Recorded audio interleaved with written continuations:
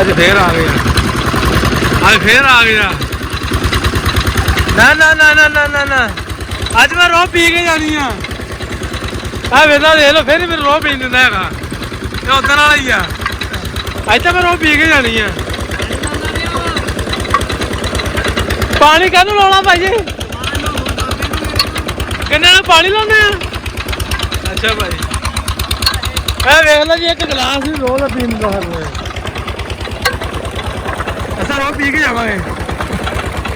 ਉਹ ਉਧਰ ਪੱਤਾ ਤਿਆਰ ਹੋ ਰਹੀਆਂ ਜੀ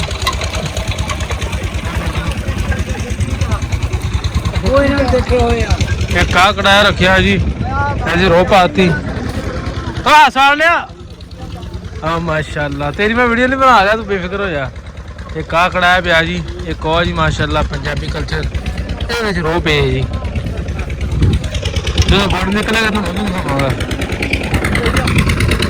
ਬੱਚੀ ਤੇਰੀ ਬਾਬਾ ਜੁਮਾ ਜ਼ਿੰਦਾਬਾਦ ਜੰਨੇ ਲਾਈ ਜਾਂਦੇ ਤੇ ਰੋਹ ਕੱਢੀ ਜਾਂਦੇ ਤੇ ਪੀ ਜਾਂਦੇ ਆਬੇ ਜੀ ਅਸਾਂ ਵੀ ਇੱਥੇ ਆਏ ਆ ਰੋਹ ਪੀਣ ਵਾਸਤੇ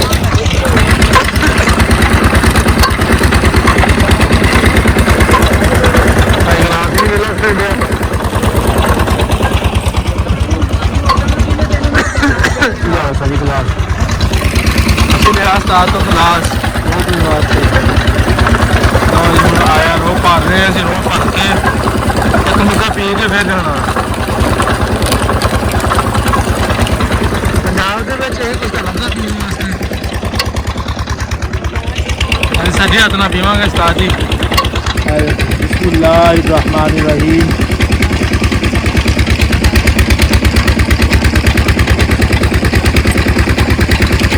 भाई बड़ा मज़ा आता है जरा तुम पंजाबी पीने ना 20 रुपए का 30 रुपए का ऐसे अभी फ्री पीने हैं चेक करो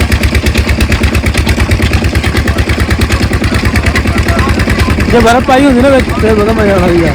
अरे बर्फ भी रखा करो यार साजिया देखो सारी मुछा लग रही है यार बंदा थोड़ा गिलास बंदा मैंने गिलास खुला वा बंदा सही नहीं है मैं खड़ के पी लेना देखो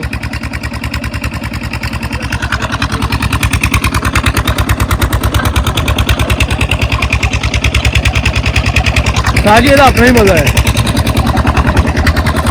बोतल नालों बड़ा मजा कराता साजी